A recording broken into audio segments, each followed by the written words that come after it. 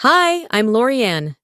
At my mother's funeral, my sister stood at the podium and called herself the only daughter, while I sat in the back, not even listed in the program. A week later, she showed up at my door, asking for money, after taking everything. But it didn't stop there. She forged documents, tried to sell the house, told the world I abandoned our mother, when I was the one who held her hand the night she died. What happens when the person who shares your blood rewrites your place in the family? And what do you do when silence is no longer protection, but permission? They said the service would begin at noon, but I was there by 10. I didn't want to run into Delphine before I had to. The parking lot was still mostly empty when I pulled in, the sky over Fresno already starting to sweat. I sat in my car longer than I should have, staring at the chapel doors. The air conditioning hummed in the background, steady and disinterested. I had worn the same navy suit I used to wear when I pitched to clients back in San Diego. I hadn't buttoned it in months. It felt stiff now, like armor that had stopped fitting me the moment I decided to give up that life and take care of Mom. Inside, the first thing I noticed was the welcome board. In loving memory of Maureen Greaves, remembered by her beloved daughter, Delphine Caro. That was it. No mention of me. No, survived by both daughters. Just her. I stood there for a beat too long. The woman setting up flowers asked if I was the florist. I said nothing and walked past. The chapel was quiet, except for the shuffle of programs being laid on chairs. I grabbed one. Front cover, Mom's photo from 10 years ago, the one Delphine insisted on. Inside, under family acknowledgments, it read, survived by her eldest daughter, Delphine Caro, and her devoted caregiver, Lorianne Blythe. Caregiver. Not daughter, not even youngest daughter, just caregiver. My fingers clenched the edge of the paper. I felt something between embarrassment and disbelief crawl up my throat. A whisper behind me. Two women, older, dressed in beige. Is that the nurse? No, I think she's the one who helped out. Not family, though. I didn't turn around. I folded the program once, then again, and slipped it into my purse without looking. People began arriving in clusters. Hugs, murmurs, the same tired condolences. She was a saint. She'll be missed. Such a strong woman. Most of them looked past me like I was part of the staff. Some nodded, unsure whether to say hello. At exactly noon, Delphine stepped up to the pulpit. Her dress was black but fashionable, expensive-looking, too fitted for mourning. Her mascara already ran slightly, as if she'd practiced the smudge. She cleared her throat like she was about to accept an award.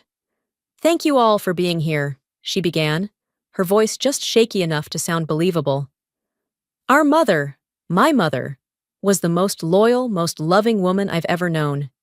She gave everything for this family. She was my best friend. I stood in the back, near the wall, arms crossed tightly. Not once did her eyes meet mine. No one asked if I wanted to speak. There wasn't a slot for me on the program anyway. Delphine continued.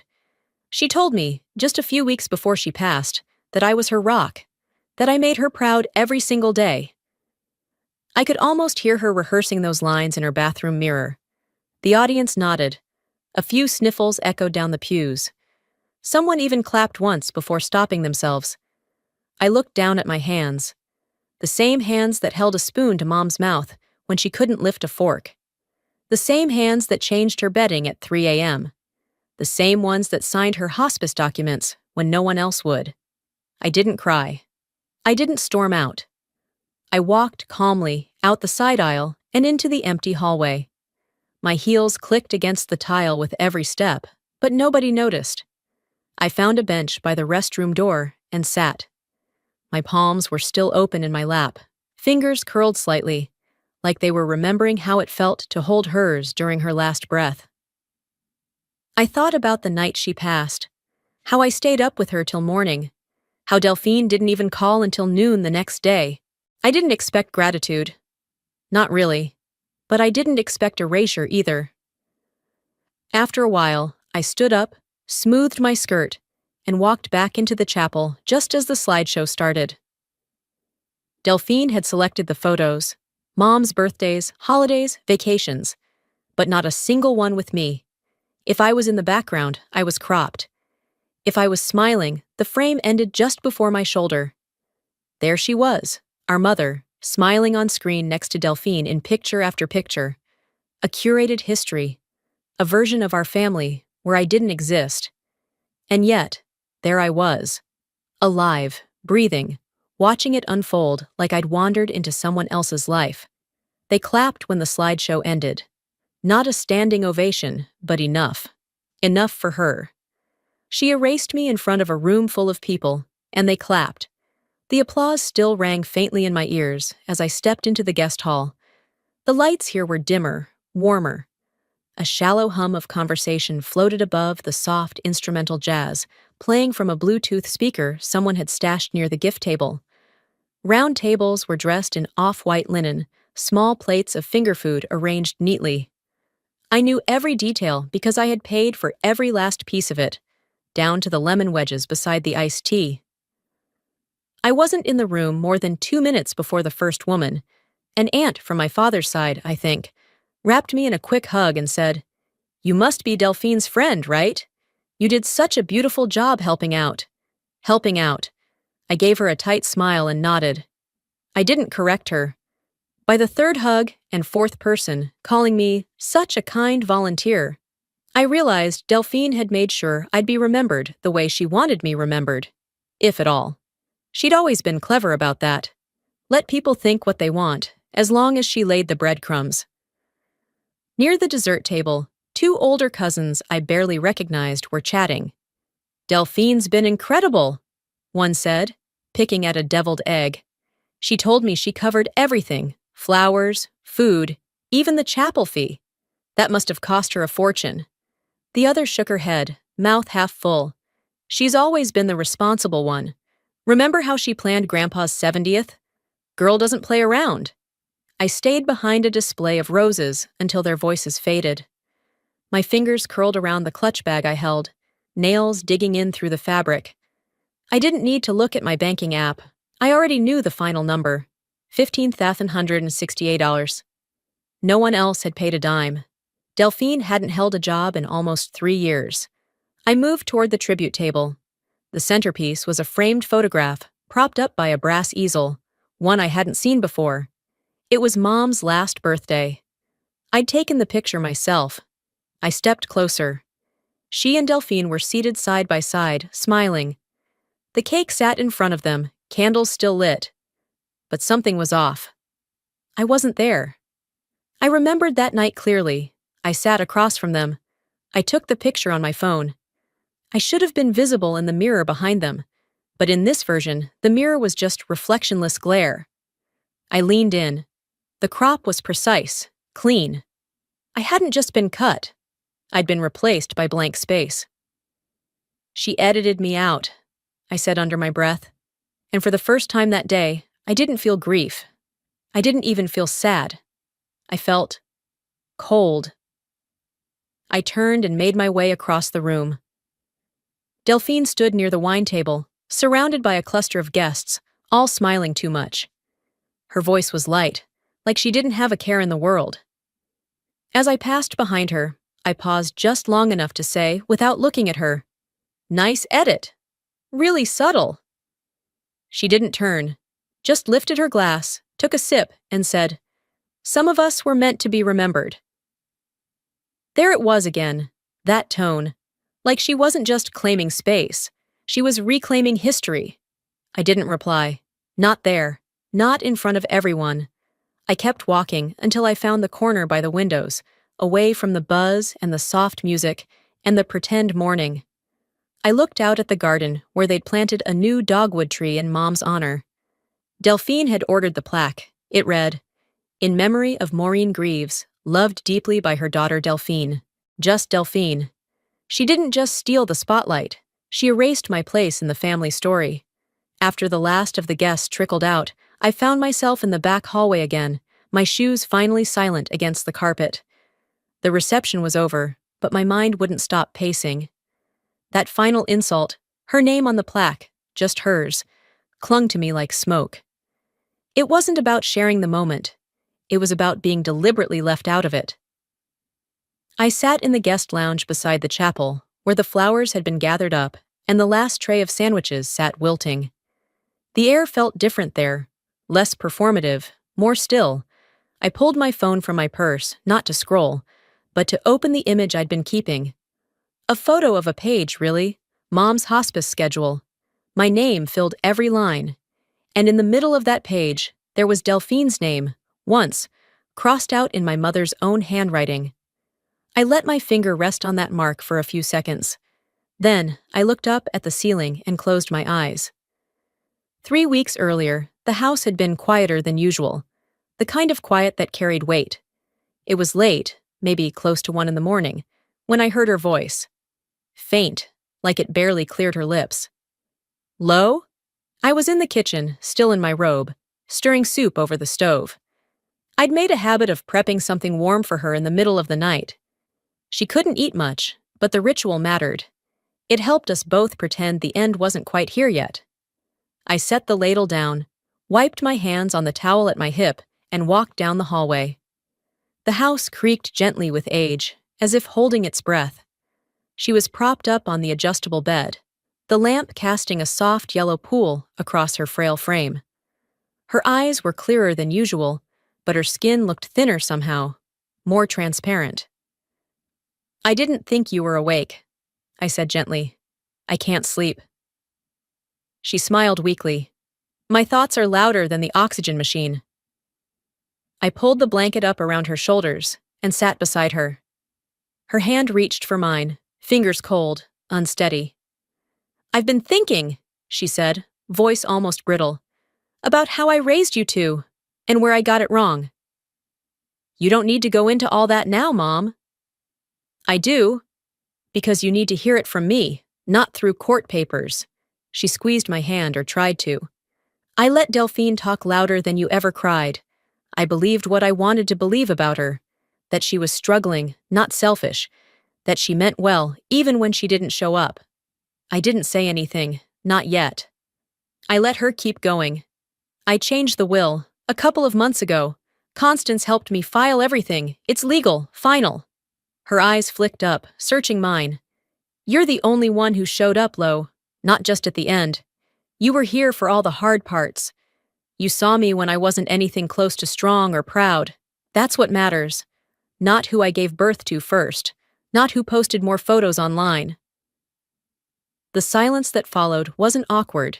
It was full, heavy with acknowledgement. I reached for the washcloth I kept on her nightstand and pressed it gently against her forehead. She closed her eyes under the pressure. I wasn't here for the will, I murmured, or for some grand gesture. I was here because I remember you used to make cinnamon toast when I had fevers.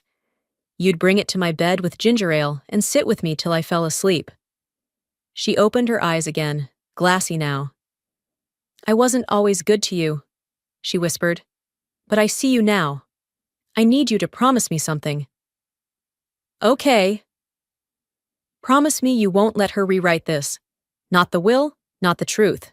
Don't let her make me a liar when I'm gone. My throat tightened, but I nodded. I won't let her erase you either. She nodded back. Her hand rested in mine a while longer, her breath slowing. When I finally left the room to grab her soup, she had already drifted off. She never finished that bowl. It stayed on the nightstand until the next morning, untouched. Back in the guest lounge, present day again, I folded the photo of the hospice schedule and placed it carefully back into my wallet. I ran my fingers over the worn edges. She promised she wouldn't let her be erased, and now, neither will I. The morning after the funeral, I poured my second cup of coffee before the first had cooled. The house was quiet. Too quiet for someone who'd just buried her mother and hosted 70 guests who barely remembered her name. My inbox was full of payment confirmations, floral invoices, and a thank you note template the funeral home had auto-generated with Delphine's name pre-filled. Of course it was. I was sitting at my desk going through receipts when I heard a knock on the door.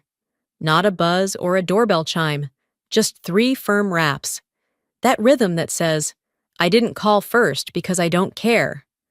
I stood slowly, the weight in my chest already telling me who it was. I opened the door, and there she was. Sunglasses, no makeup. Hair pulled back carelessly like she'd rolled out of bed and decided not to try too hard. A weathered hoodie hung off her shoulders, sleeves pushed up like she wanted me to think she'd been working. She hadn't. Can we talk? She said, voice low, like she was the one walking on eggshells. I didn't invite her in, just leaned my shoulder against the doorframe and waited. She cleared her throat. I've been thinking. Look, you got the will, you got everything. I got nothing, not even Mom's jewelry. You know that wasn't fair. I didn't blink. She kept going. All I'm asking is a little help with rent. You've got your online store, your savings. Mom gave you the house. I'm not trying to fight, okay? I'm in a tight spot. You mean the spot you made for yourself? I asked, flat. Her mouth tightened. You think I deserve this? Really? After everything? I didn't respond. She took my silence as permission to keep digging. I mean, Mom never said you were perfect. She told me plenty of times you were cold, controlling, hard to love. You think this little Florence Nightingale routine makes up for how you've always looked down on me? I stepped outside and pulled the door closed behind me, so we stood face to face. You came to my door after stealing my name, my credit, and my grief. You think asking for money erases that? She raised her chin. I just thought you'd be decent enough to remember we're family. I folded my arms. You remembered that too late. She scoffed. You really think Mom would have wanted this? Us like this? You keeping everything while I beg for scraps? She didn't want this. That's why she changed the will. Delphine's jaw clenched. You think that makes you the hero? No, but it makes me the one who showed up. That was the end of it. She turned without another word and walked off my porch like she hadn't just torn open the ugliest parts of our past. 2 days later, she texted, I'll be at Brit Cafe at noon, if you change your mind. I went. It was a neutral place, not far from downtown. I picked a booth by the window. Delphine walked in 10 minutes late, wearing lipstick this time, as if that would make her case stronger. She didn't order, just sat down and got straight to it. I know we're not close, she began, but you and I both know Mom played favorites. I had my issues fine, but you never forgave me for needing help. You didn't need help, I said. You needed an audience. That stung. I saw it flash across her face, just for a second. You don't even need the money, she snapped. This isn't about Mom. This is about punishing me. No, I replied. This is about you lying again. This is about you still using her name, like it owes you something. She rolled her eyes. God, you're so sanctimonious. Always have been. Just say it. You want me to suffer. I shook my head. I just want you to stop taking things that aren't yours. She stood. This was a waste of time. Then she was gone. Later that evening, I checked my mail. A cream envelope with the bank's logo caught my eye. I opened it while standing by the kitchen sink. It was a final statement from Mom's credit card. Her name still printed on top. Maureen Greaves. Charges dated just 48 hours earlier. $43.20 to Uber Eats, $96.50 to Sephora, $19.99 for a monthly wine box. Same card, same account. But Mom had been dead for over a week. The IP address tied to the charges? Delphine's apartment. I didn't gasp or cry. I didn't even feel shocked. She didn't just ask, I said quietly. She stole again. I sat down at my desk, pulled out my phone, and dialed Constance. Her voice came through on the second ring. Lorianne? I need to talk, I said, about credit card fraud, on an account that should have been closed. There was a pause. Then Constance said, I was wondering when you'd be ready to stop protecting her. I didn't say it out loud, but I knew in that moment. I wasn't protecting her anymore. I was protecting what Mom left behind. Not just the house or the finances, but her wishes, her trust. This time, she won't just lie and walk away. not if I stand in her way.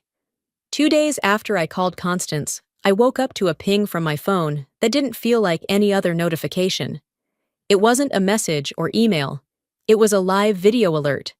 The title caught my eye before I even opened it. My Truth as a Daughter, What They Don't Want You to Know. I didn't need to guess who had posted it. I watched from the kitchen counter, still in my pajamas, coffee cooling in the mug beside me. There she was, Delphine, on Facebook Live, sitting in her car, tears streaming like she had practiced each one. Her voice cracked perfectly, just enough to sound believable to people who didn't know her. "I never left Mom's side," she said into the camera. "I gave up everything to be there for her. And now my own sister is trying to make me out to be some kind of criminal." Her voice wavered, then steadied. "I know what real love looks like. I saw it in Mom's eyes every day. Not once did she say she didn't want me around." The comments started rolling in fast. "Stay strong. You were always the better daughter." "Some people only show up for the money." Hearts floated across the screen like confetti at a pity parade. I didn't react, not outwardly. I just walked over to my desk, pulled open the drawer, and took out the USB drive I had saved months ago. The hospice logs, time-stamped, signed, dated, sealed. Every visit, every shift, every day she didn't show up. I didn't upload anything yet. I just set the drive beside my laptop and sat there, letting the weight of it all settle into my chest like a stone.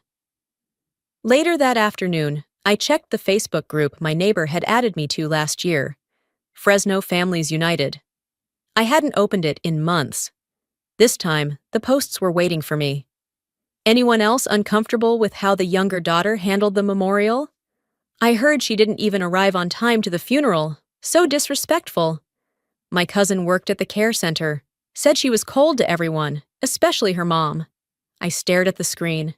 My name wasn't in the posts, but it didn't have to be. The intention was clear, and it spread fast. The notifications piled up. Direct messages from strangers.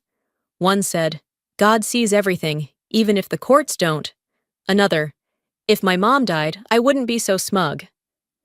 I didn't respond. I didn't block them. I just let the silence sit for a while. That night, after dinner, I opened my laptop and wrote a single email to Constance.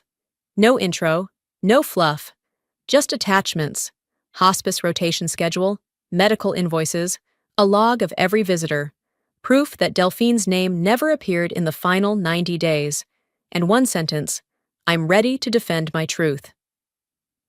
The next morning, I wrote a public post, not on my personal page, but on the same group where they'd dragged my name through the digital mud. It wasn't angry. It wasn't emotional. It was plain, measured, clinical. While my mother was dying, I didn't have time to rehearse anything. I was busy taking care of her. Some people perform for sympathy, others just do the work. Attached were photos, notes, time logs, all dated, all real. I disabled comments before I hit post. I didn't refresh the page. I didn't read reactions. I left it there like a plaque in stone. No argument, no explanation. Later that day, I saw Delphine's response. A screenshot from her live video. Captioned, "When the truth hurts, some people run to spreadsheets." The likes poured in. I didn't care. Let her gather her audience. I had my records, and soon I'd have something else. That evening, while sitting on the porch with my tea, my phone buzzed again. This time it wasn't a stranger, it was Constance. "Do you still want to move forward?" she asked. "Because if you do, I can have the paperwork filed by Monday."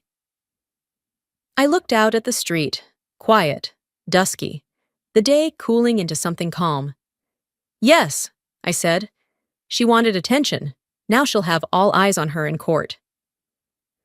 The next week moved fast, like time was trying to outrun the truth.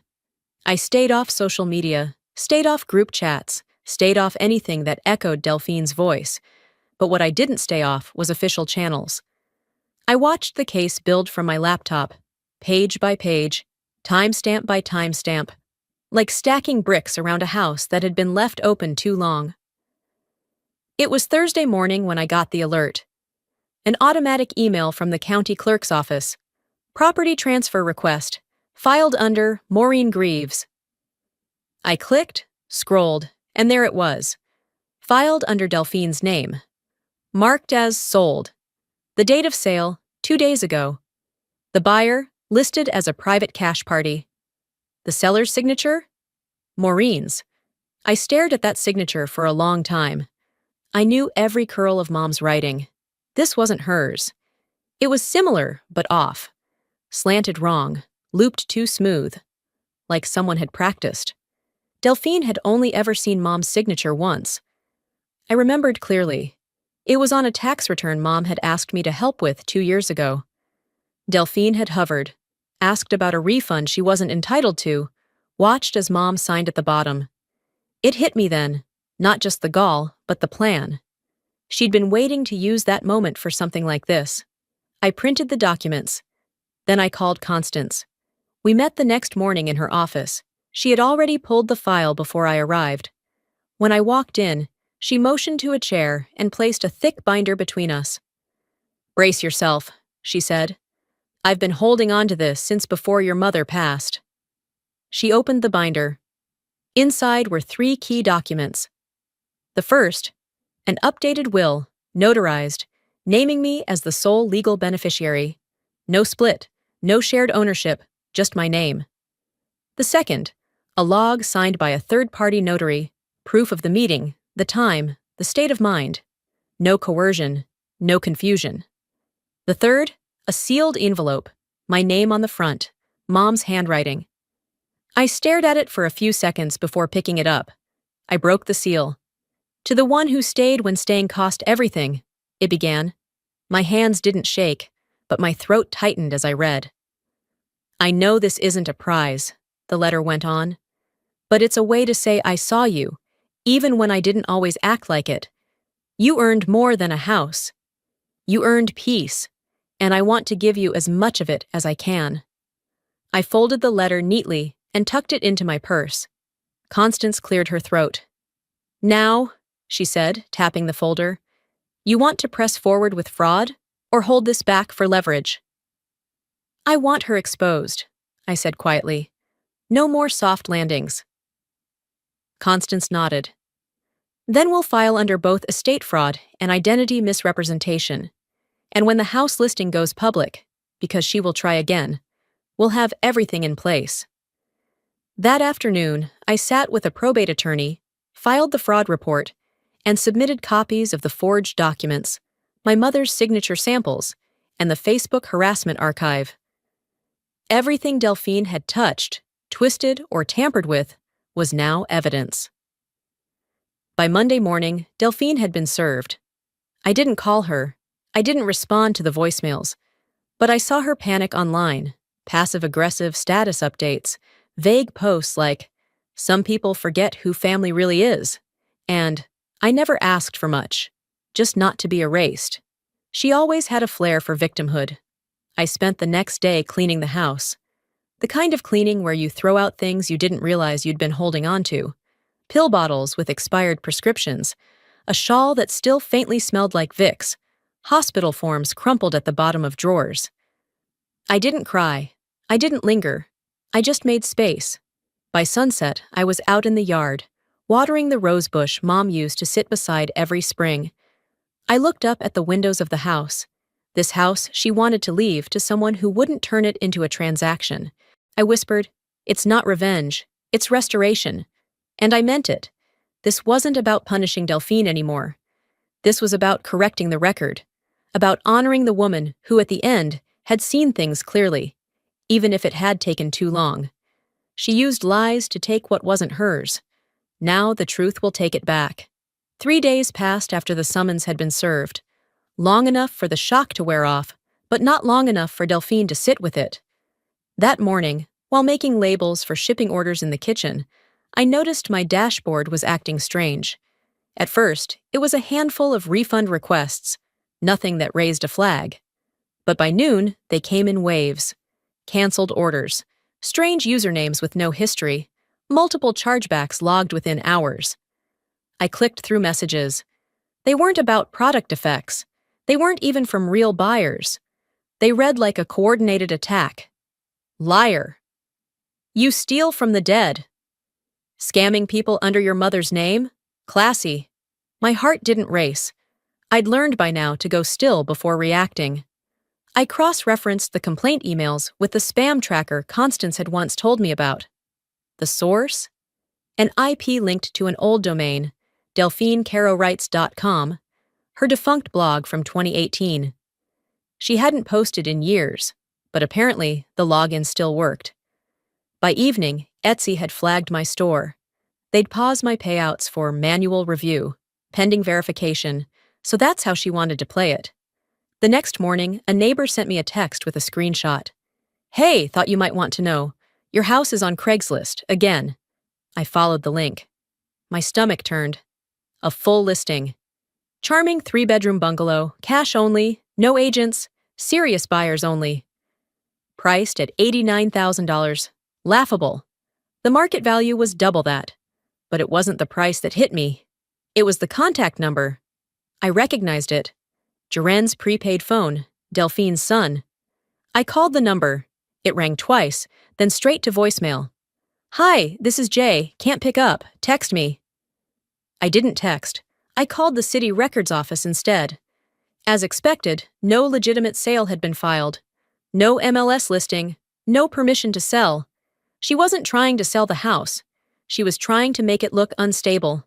Unclaimed. Confused. Like something caught in probate limbo, so someone, somewhere, might bite. I tried calling Delphine. Blocked. By early afternoon, I was behind the wheel, driving to the apartment she'd moved into 6 months before Mom passed. The one she'd claimed was just temporary until she got back on her feet. I parked down the street and walked up the worn steps. The complex was quiet. Midday sun beating down. Not a car on the block. She opened the door halfway. No greeting. Just her eyebrows lifted like she'd been expecting me. You're fast, she said, arms crossed. Figured it might take you a week to find the ad. You can't sell something that isn't yours, I said. I'm not selling, she replied. Just testing the waters. No harm in gauging interest, right? It's fraud. It's Craigslist, she said with a shrug. People post garbage every day. You can't sue over curiosity. I stepped closer. You forged a signature, filed false paperwork, and now you're trying to scare off any potential legal interest in the house. You think I don't see the pattern? She smirked. You can't sue for a house if no one will buy from you. There it was. The slip. The intent. You tried to erase me at Mom's funeral, I said quietly. Now you're trying to erase her home. That ends here. She leaned against the doorframe. You always act like you're above it all. But we both know, deep down, you love being the martyr. I turned away without responding. Back at home, I took screenshots of the Craigslist listing, saved the HTML source, logged the time, sent everything to Constance and the estate's fraud liaison. The reply from the clerk was short and to the point. Active violation of standing injunction, escalating to judicial enforcement. I sat in my office with the curtains half closed, the light outside starting to soften as the day began its quiet retreat. I wasn't angry, not the kind of anger that needed yelling or slamming drawers. I cleaned the living room instead, folded blankets, watered the plants, moved my mother's favorite chair a little closer to the window. That night, I prepared a small dinner, ate alone, and turned my phone to silent. I wasn't avoiding the noise. I was choosing not to participate. Delphine wanted me scattered. She wanted me unraveled. She wanted me to lash out, make mistakes, prove her narrative right. But I'd been through enough to know that real strength doesn't shout. It acts. She thought playing dirty would keep me quiet. But I've learned to fight fire without burning myself. By the time the weekend rolled in, my phone had gone blissfully silent. No more fake buyers. No petty emails from strangers who believed a curated live stream. No more late-night Craigslist listings. I kept everything forwarded to Constance. I didn't have the energy to answer pettiness with more pettiness. Sunday night, just past midnight. I was about to plug in my phone and turn out the lights when a message lit up my screen. The name stopped me. Joran Caro, Delphine's son. He'd never reached out to me directly before, barely spoke at the funeral. I hesitated before opening it. Hey, I don't know if I'm allowed to say this, but I remember you being with Grandma every day when she got bad. You were the one who helped her sleep. She told me that once, that you helped her breathe easier. I sat on the edge of the bed, staring at the screen, heart not racing, but quietly folding inward. Then came the next message. I don't know what's true anymore, but thank you. He didn't say more. He didn't need to. The next day, I received an invite for a family lunch organized by Mom's cousin Claire. She had mentioned wanting to do something more personal, less performative than the funeral. A chance for the family to talk without the pressure. I almost declined. But I went. It was held in a small event room at a quiet restaurant in downtown Fresno.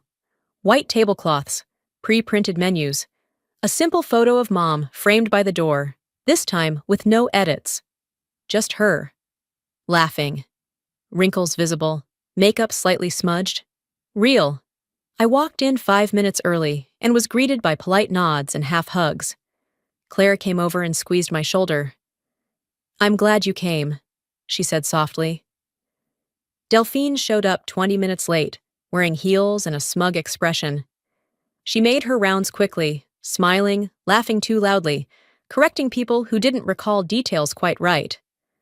No, it was me who brought Mom her favorite soup when she was at home.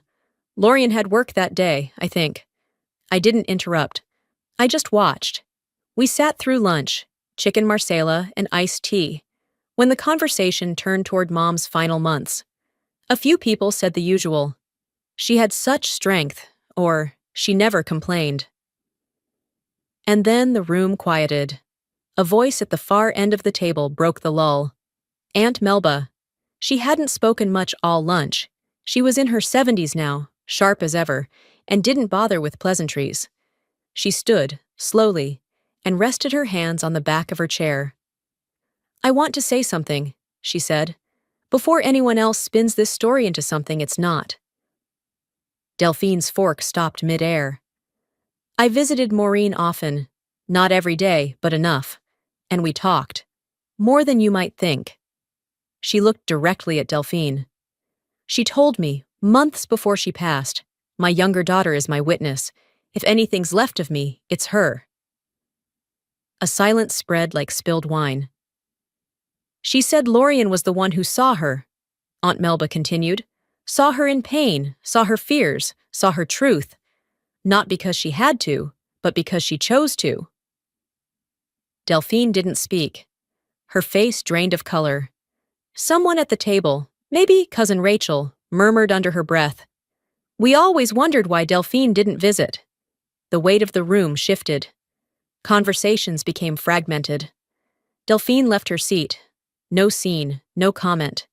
She just stood and walked out.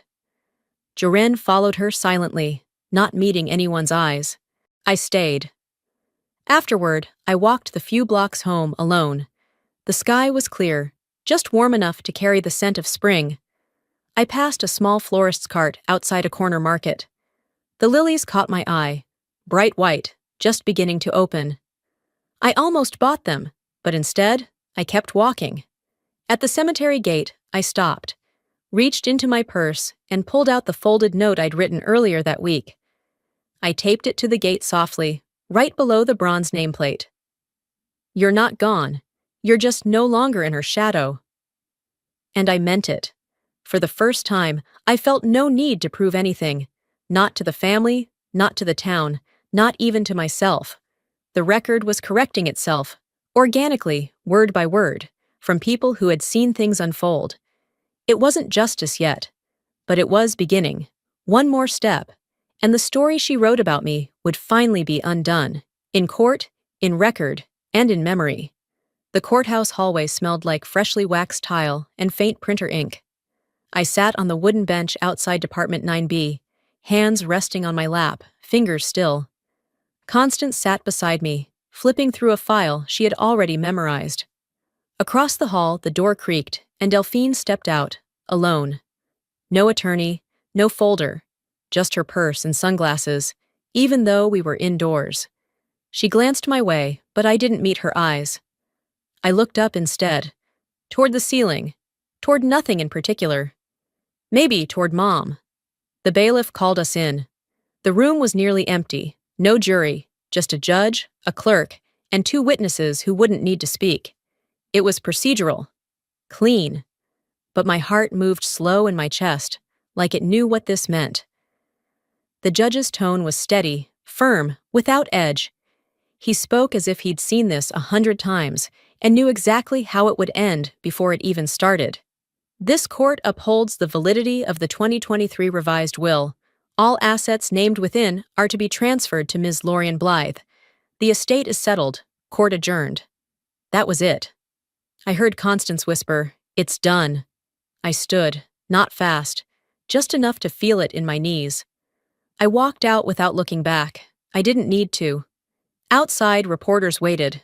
Not many, just 2 or 3 local faces with cameras. One asked if I had a statement. "There's no statement," I said, my voice calm. Just closure. They didn't press. When I got home, the sun was beginning to drop behind the neighbors' trees. The porch light hadn't come on yet. I stepped onto the welcome mat and noticed something taped to my front door. An envelope, no handwriting on the outside. Just taped neatly, sealed.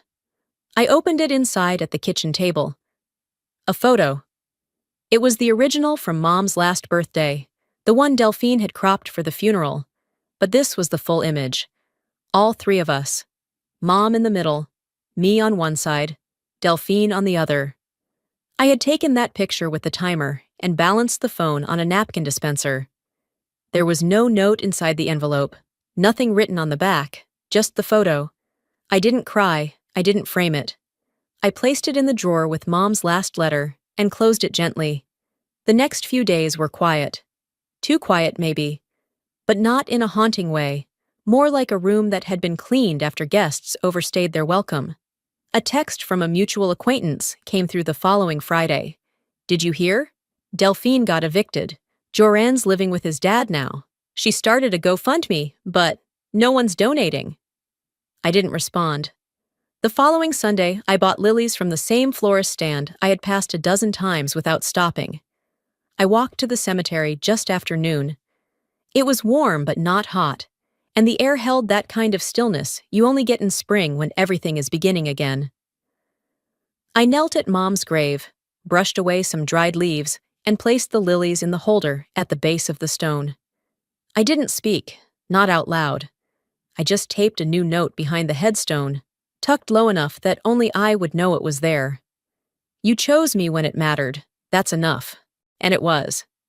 I took the long way home, past the park where she used to walk before her knees gave out, past the corner bakery that had always overpriced the coffee she loved. The sidewalks weren't crowded. My phone buzzed a few times. I didn't check. Back on my porch, I sat with a blanket over my knees. A breeze caught the edge of the wind chime by the door, setting off a soft, clinking rhythm. My phone pinged again. I picked it up and smiled, just a little. A new order had come in for the handmade tea towels I'd listed the week before. Simple, embroidered, stitched with quotes about grace and strength and legacy. They weren't flashy, but they were mine. I opened my laptop and began typing a blog post I'd been working on in my head for weeks. When you're erased long enough, you start believing you were never there. But I was. And now the world knows it too. I paused, then added one last line. "Justice doesn't fix everything, but it gave me back